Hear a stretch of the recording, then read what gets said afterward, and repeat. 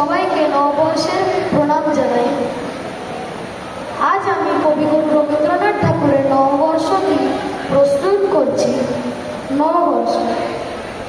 ঝরা পাতা বলে গেল, নতুন পাতার আগমন, পৃথিবীর এই চিরচেনা শাশ্বত পুনর্জন্ম। চৈত্রের ধুলো উড়িয়ে দিয়ে বৈশাখ এলো ভেসে, ঝরা পাতার বিদায় শুনে নতুনের গান ভেসে।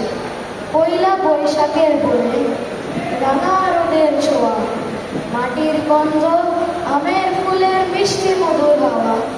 পুরনো যত ক্লান্তি, যত দুঃখের ছায়া, নতুন সূর্য আনবে সাথে আলোর রঙিন মায়া।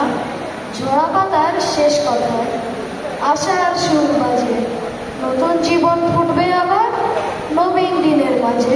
ধন্যবাদ।